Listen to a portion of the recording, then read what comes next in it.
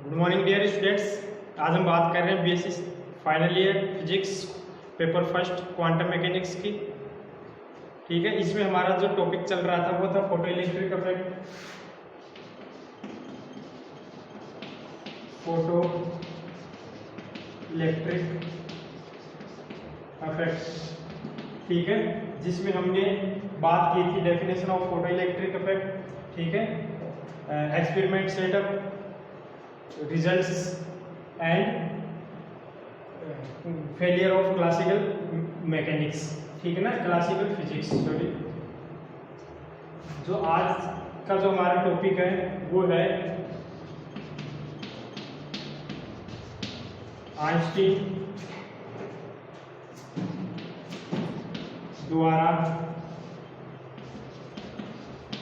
प्रकाश विद्युत आइंस्टीन द्वारा प्रकाश विद्युत प्रभाव की व्याख्या। ठीक है ना, आइंस्टीन द्वारा प्रकाश विद्युत प्रभाव की व्याख्या, ये हमारा आज का टॉपिक है, पॉइंट है। तो देखिए, हमारे पास जो एक्सपेरिमेंटरी जो रिजल्ट्स आए वो रिजल्ट्स हमने देखे थे। ठीक है, और उन रिजल्ट्स को हमने चीज समझ सिद्धांत के आधार पर समझने की कोशिश की थी। ठीक है, लेकिन चीज समझ सिद्धांत पे उनको नहीं समझा पा रहा था। ठीक है, तो थोड़े दिन बाद में जब आइंस्टीन आए, आइंस्टीन ने देखा कि भाई इसमें क्या चेंजेस किए जाए जिससे हम इस इफेक्ट को समझा पाए। ठीक है, तो उन्होंने जो चेंज किया वो क्या किया कि देखो, चिरसम्मत सिद्धांत, चिरसम्मत भौतिकी में हम जो मान रहे थे कि जो विकिरण क्या है, तरंग के रूप में होती है। ठीक है, अब देखना यहाँ पे क्या चेंज आते हैं। तो आइंस्टीन के अनुसार मैं इसको लिखता भी जा रहा हूँ जिससे आपके नोट्स भी तैयार हो जाएंगे और आपको समझने में भी आ जाएगा। ठीक है, तो आइंस्टीन के अनुसार प्रकाश या विकिरण, ठीक है ना, प्रकाश या विकिरण की ऊर्जा, विकिरण की ऊर्जा सूक्ष्म, ठीक है, सूक्ष्म ऊर्जा पैकेटों, ठीक है ना, सूक्ष्म ऊर्जा पैकेटों में निहित रहती है। ठीक है ना, आइंस्टीन क्या बताता है कि जो प्रकाश या विकिरण की ऊर्जा है, देखिए चिरसम्मत सिद्धांत के अंदर हमने क्या देखा था कि जो प्रकाश है या विकिरण है वो तरंग के रूप में होता है और तरंग की जो ऊर्जा है उसकी तीव्रता के ऊपर डिपेंड करती है। ठीक है ना, अब यहाँ पे जो आइंस्टीन ने जो चेंज कर दिया वो क्या बोल रहा है कि जो प्रकाश और जो विकिरण है वो तरंग की फॉर्म में नहीं है, वो किसकी फॉर्म में है, सूक्ष्म पैकेटों के रूप में, छोटे छोटे पैकेटों के रूप में है। ठीक है ना, जहां पे चिरसम्मत सिद्धांत में ये तरंग की फॉर्म में था, अब जो आइंस्टीन बोल रहा है वो बोल रहा है कि जो प्रकाश है सूक्ष्म छोटे छोटे ऊर्जा के पैकेटों की फॉर्म में होता है। ठीक है ना, यहाँ तक ये समझ में आ गया होगा। ठीक है ना, सूक्ष्म ऊर्जा के पैकेटों में निहित होती है। इन पैकेटों को क्वांटा कहते हैं। ठीक है ना, क्वांटा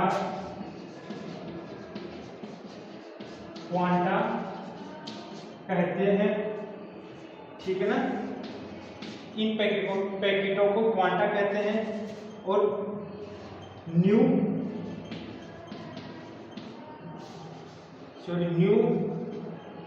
आवर्ती, यहाँ पे जो न्यू है, ठीक है ना, जो ये न्यू है, न्यू आवर्ती के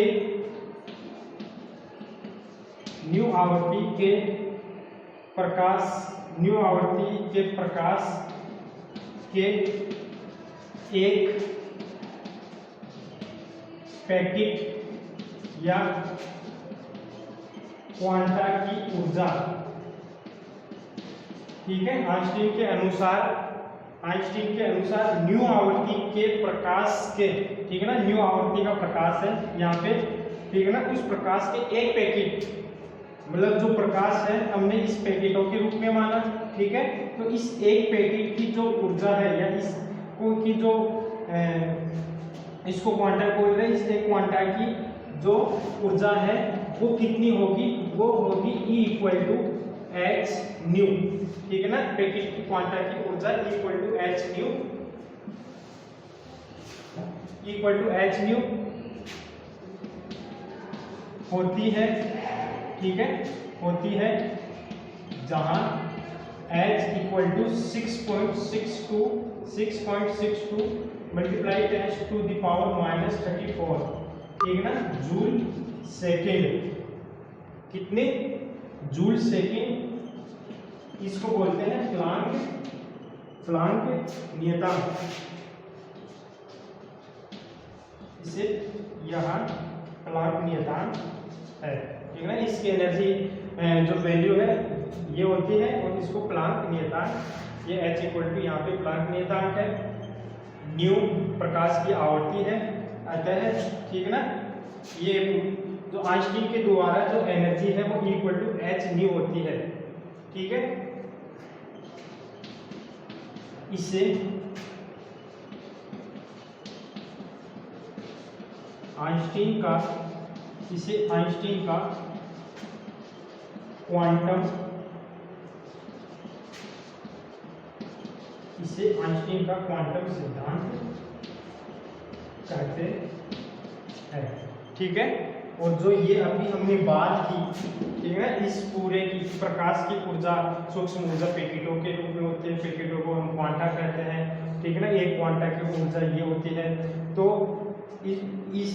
इसको कंप्लीट को क्या है, ये आइंस्टीन का क्वांटम सिद्धांत, अर्थात क्वांटम सिद्धांत का मतलब क्या है कि जहां पे एनर्जी को, ठीक है ना, एक तरंग की फॉर्म में मान रहे थे, जो विकिरण है, प्रकाश है, उसको हम तरंग की फॉर्म में मान रहे थे। अब यहाँ पे आइंस्टीन आने के बाद हम जो प्रकाश है उसको किसमें, क्वांटा की फॉर्म में मानने लग गए, ठीक है, पैकेट की फॉर्म में मानने लग गए। तो यहाँ पे जो ये ऊर्जा का जो ये न्यूनतम मान है, ठीक है ना, ऊर्जा का ये न्यूनतम मान है, ये पैकेट है, इसको क्या बोलते हैं, फोटोन, ठीक है।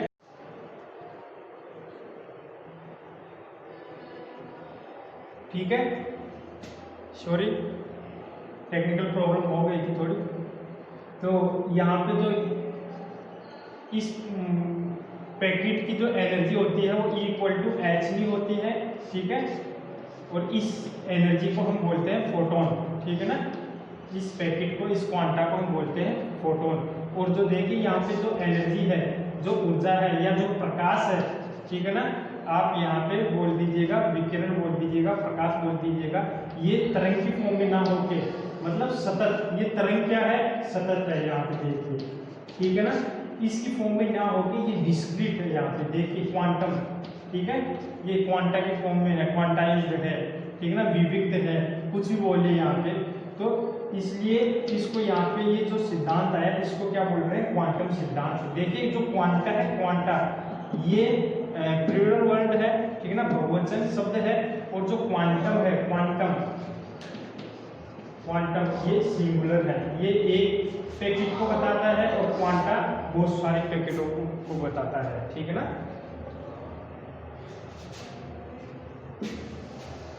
तो इसको हम क्या बोलते हैं,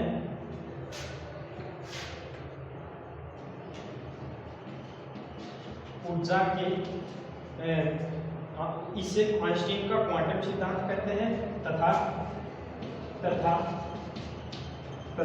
ऊर्जा के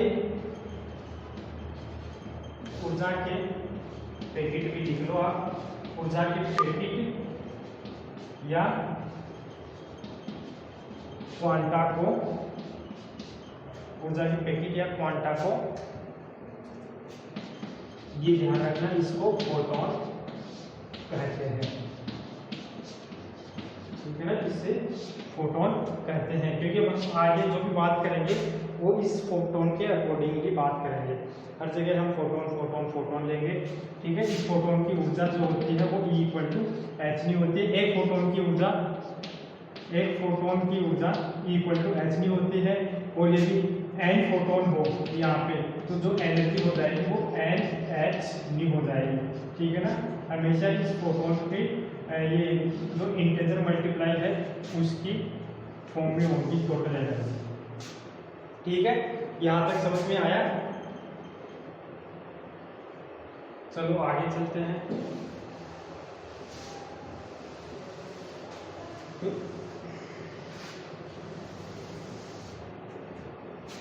तो यहाँ पे इस कंप्लीट चीज में जो समझने की जो बात है वो यही है कि चीज समझ सिद्धांत के अनुसार हम जो विकिरण है, प्रकाश है, उसको तरंग की फॉर्म में मानते थे, ठीक है। और अब आइंस्टीन के अनुसार हम इस प्रकाश को पैकेटों के फॉर्म में, क्वांटाइल फॉर्म में, और इसको बोलते हैं फोटोन, ठीक है ना, फोटोन के फॉर्म में मानते हैं। अर्थात एनर्जी सतत ना होके विविक्त होती है, ठीक है ना, विविक्त, डिस्क्रीट, क्वांटाइज्ड। इसलिए जो ये नया सिद्धांत आया जिसको हम आइंस्टीन का क्वांटम सिद्धांत कहते हैं, ठीक है। तो ये बात ध्यान में रखना। अब हम इसी के आधार पर कंप्लीट फोटो इलेक्ट्रिक इफेक्ट को एक्सप्लेन करने वाले हैं, ठीक है। तो उसमें जो फर्स्ट पॉइंट है इसके अंदर कि आइंस्टीन ने बता दिया कि भाई जो विकिरण है, प्रकाश है, वो पैकेटों के फॉर्म में होता है। अर्थात जो प्रकाश की ऊर्जा है वो एक पैकेट की ऊर्जा इक्वल टू h होती है। तो देखिए अब यहाँ पे कि आइंस्टीन के अनुसार, आइंस्टीन के क्वांटम सिद्धांत के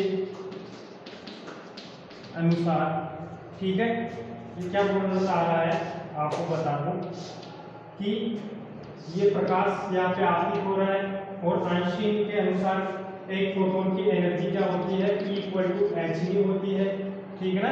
एक फोटोन की एनर्जी इक्वल टू h होती है। तो जैसे ही ये इक्वल टू h एनर्जी का फोटोन इस धातु पृष्ठ पर आपतित होता है, यहाँ से ये जो इलेक्ट्रॉन इस एनर्जी को लेता है और इससे बाहर निकल जाता है, धातु पृष्ठ के बाहर निकल जाता है। अब देखिए, क्योंकि फोटोन की जो एनर्जी है वो h होती है, h होने का मतलब फोटोन की जो एनर्जी है प्रोपोर्शनल टू होती है न्यू, ठीक है ना, आवृत्ति, क्योंकि h तो है यहाँ पे नियतांक, तो इलेक्ट्रॉन की जो फोटोन की जो एनर्जी होगी वो प्रोपोर्शनल टू होगी न्यू आवर्ती के। तो आवर्ती जितनी अधिक होगी एनर्जी उतनी अधिक होगी, ठीक है। तो एनर्जी जितनी अधिक होगी ये बाहर निकलने वाले इलेक्ट्रॉन की जो गतिज ऊर्जा है उतनी ज्यादा होगी, ठीक है। अतः ये जो इलेक्ट्रॉन की गतिज ऊर्जा है, उत्सर्जित इलेक्ट्रॉन की जो गतिज ऊर्जा है, अधिकतम गतिज ऊर्जा है, वो किसके ऊपर निर्भर करेगी, न्यू आवर्ती के ऊपर निर्भर करेगी। और यही हमारा एक्सपेरिमेंटल रिजल्ट है कि जो उत्सर्जित इलेक्ट्रॉन की गतिज ऊर्जा है वो आवर्ती के ऊपर निर्भर करती है। अतः जो आइंस्टीन का जो क्वांटम सिद्धांत है वह है उत्सर्जित इलेक्ट्रॉन की गतिज ऊर्जा की आवर्ती की निर्भरता को समझाने में सफल रहा, ठीक है। ये चीज हम यहाँ पे लिख देखते हैं। तो आइंस्टीन के क्वांटम सिद्धांत के अनुसार ये समझ गए होंगे, ठीक है ना, इलेक्ट्रॉन की जो गतिज ऊर्जा है न्यू के ऊपर कैसे निर्भर करती है। तो आइंस्टीन के क्वांटम सिद्धांत के अनुसार एक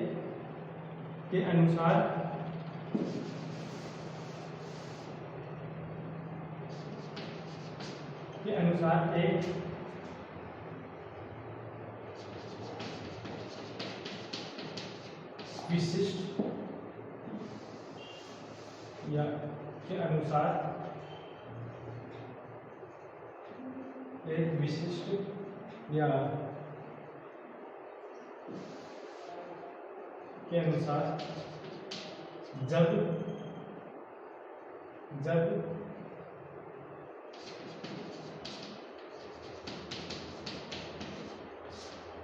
जब एक फोटोन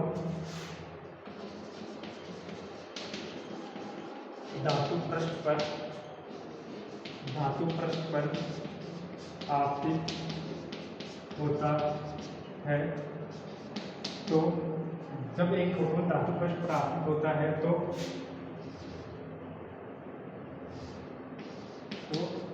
इसे ग्रहण कर इलेक्ट्रॉन धातु पृष्ठ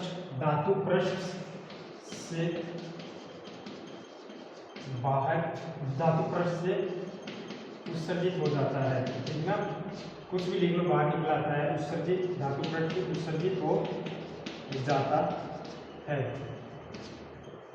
क्योंकि है ना, उत्सर्जित हो जाता है क्योंकि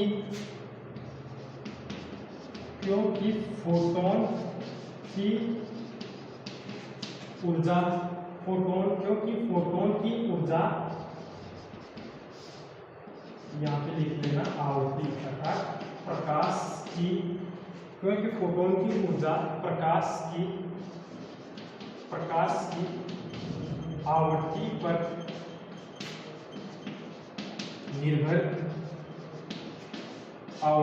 निर्भर करती है। फोटोन की ऊर्जा प्रकाश की आवृत्ति पर निर्भर करती है, अर्थात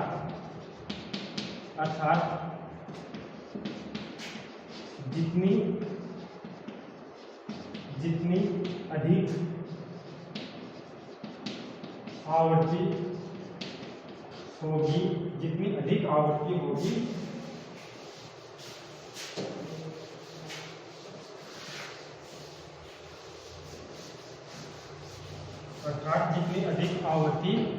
होगी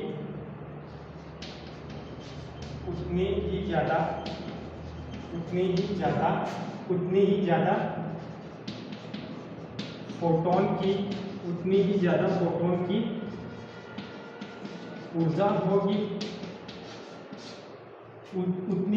फोटोन की ऊर्जा होगी, जिसके कारण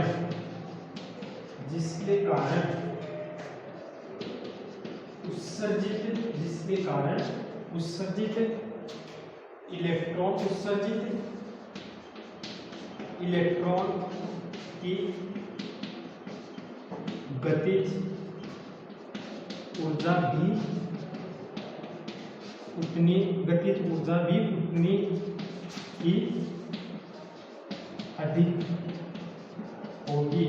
ही अधिक होगी, अर्थात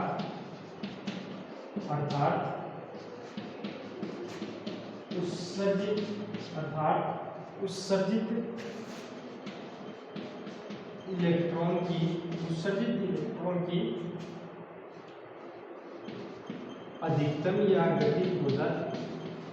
अधिकतम गतिज ऊर्जा या गतिज ऊर्जा, ठीक ना, उत्सर्जित इलेक्ट्रॉन की गतिज ऊर्जा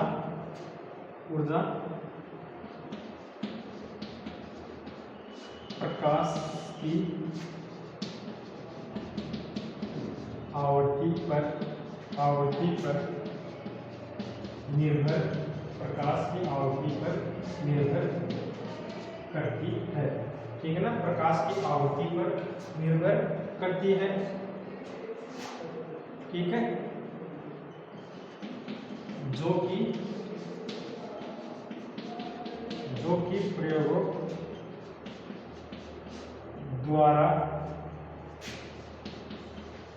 प्राप्त परिणाम से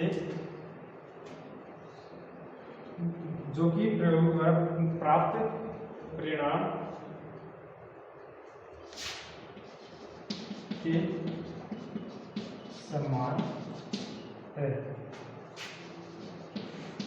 अतः, ठीक है ना, परिणाम के समान है, अतः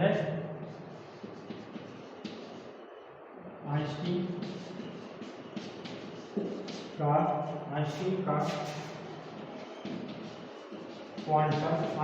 का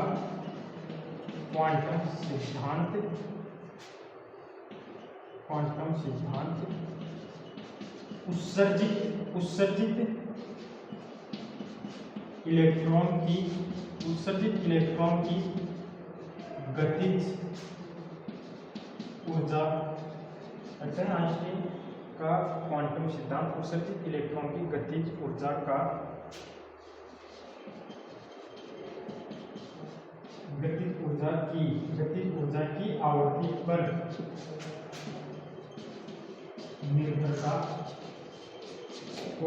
निर्भरता को समझाने में सफल रहा। ठीक है, ये शायद इतनी देर में समझ में भी आ गया होगा और ऑलरेडी मैं इसको समझा चुका हूँ। ये नोट्स आपके सामने अवेलेबल है, आप इस वीडियो को पॉज करके इनको उतार लेना। ठीक है, अब हम नेक्स्ट बात करते हैं सेकेंड पॉइंट की। इसको हटा रहा हूँ मैं।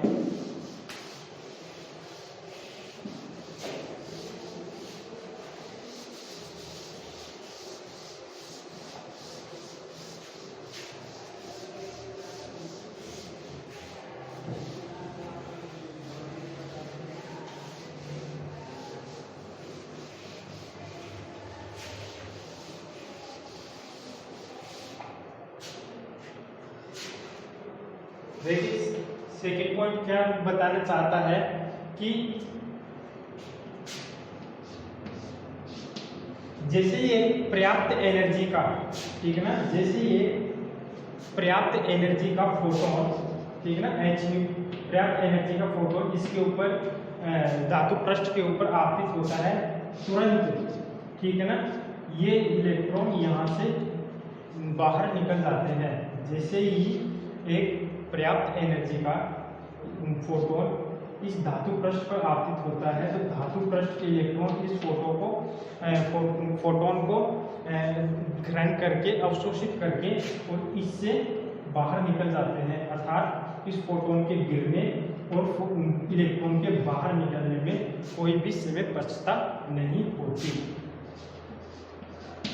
ठीक है, यहाँ पे अंतर क्या आया क्लासिकल फिजिक्स में और यहाँ पे इस क्वांटम सिद्धांत में अंतर ये आया कि क्लासिकल फिजिक्स में हम क्या बात करते थे कि ये एक तरंग पड़ी, ठीक है ना, यहाँ पे ये तरंगागर फैला, फिर यहाँ के जो इलेक्ट्रॉन है, ठीक है ना, उस तरंगागर से एनर्जी को ग्रहण करेंगे धीरे धीरे, ठीक है, और फिर वो अपने एक्साइटेड स्टेट में जाएंगे और फिर ये यहाँ से बाहर निकलेंगे।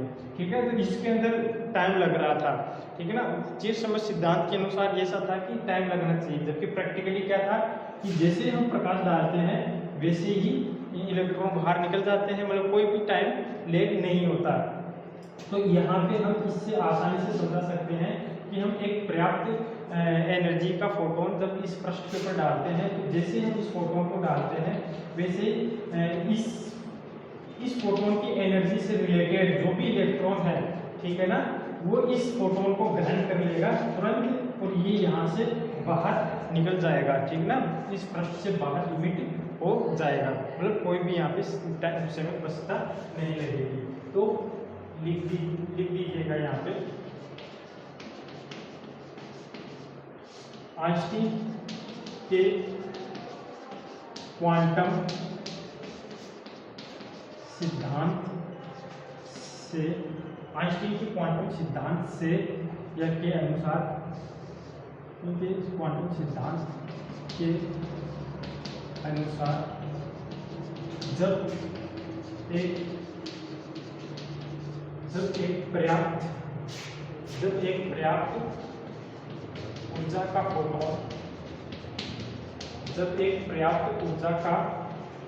फोटोन धातु पृष्ठ पर आपतित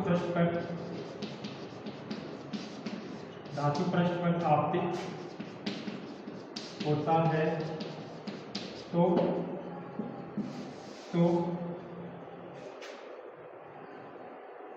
तो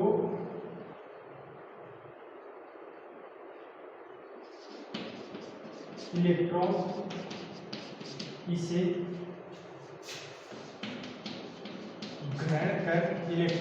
ग्रहण कर धातु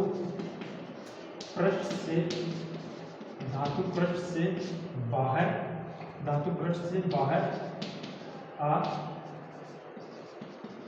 जाते हैं या धातु पृष्ठ से उत्सर्जित हो जाते हैं, ठीक है ना, धातु पृष्ठ से उत्सर्जित हो जाते हैं। ठीक है, अर्थात सॉरी धातु पृष्ठ पर आपतित होता है, वैसे ही इलेक्ट्रॉन धातु इलेक्ट्रॉन होता है तो इलेक्ट्रॉन इसे ग्रहण कर धातु पृष्ठ से, ठीक है, यहाँ पे ये और लिख लेना, धातु पृष्ठ से तुरंत बाहर आ जाते हैं, ठीक ना, धातु पृष्ठ से तुरंत बाहर आ जाते हैं, अर्थात कोई भी टाइम लेग नहीं होता। इस तुरंत का यही मतलब है यहाँ पे, ठीक ना, कोई भी टाइम लेग नहीं होता। ऊर्जा का फोटोन धातु पृष्ठ पर आपतित होता है तो इलेक्ट्रॉन इसे ग्रहण कर धातु पृष्ठ से तुरंत बाहर आ जाते हैं, अर्थात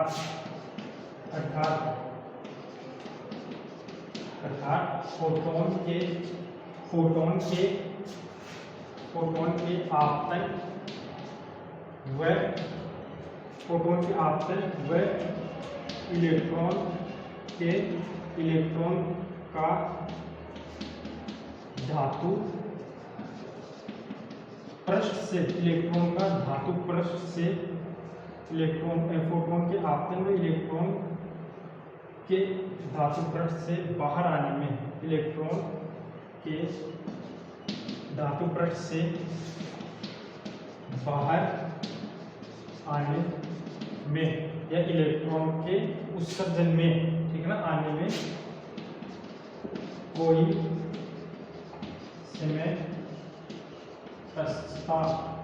समय पश्चात नहीं होती है, कोई समय पश्चात टाइम लेग नहीं होता है, ठीक है।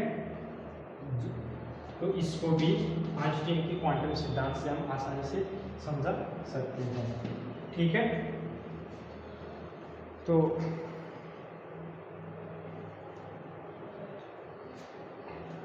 ये यहाँ पे अभी तक हमने देखे हैं आइंस्टीन के द्वारा फोटो इलेक्ट्रिक इफेक्ट की व्याख्या, जिसमें हमने देखा कि आइंस्टीन ने किस तरीके से इस पूरे सिद्धांत को ही चेंज कर दिया।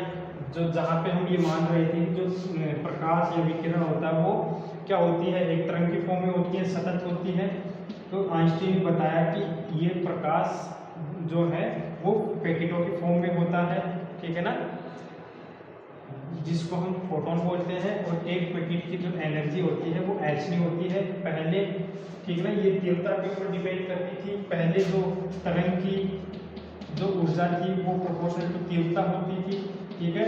और यहाँ पे जो चेंज होके कंप्लीट चेंज होके क्या हो गया कि जो ऊर्जा है वो किसकी हो गई, फ्रीक्वेंसी, ठीक है ना, आवृत्ति के प्रोपोर्शनल टू हो गई। तो ये कितने चेंज हो गए, ठीक है ना। इस चेंजेस से हमने इन दो चीज़ों को बताया, एक तो एक तो टाइम लेग को यहाँ पे हमने समझाया, और दूसरा हमने समझाया जो गतिज ऊर्जा है या गतिज ऊर्जा के साथ साथ जो स्टॉपिंग पोटेंशियल है, निरोधी विभव है, ठीक है ना, दोनों सेम ही है। तो स्टॉपिंग पोटेंशियल या गतिज ऊर्जा की आवृत्ति के ऊपर निर्भरता को हमने समझाया, ठीक है।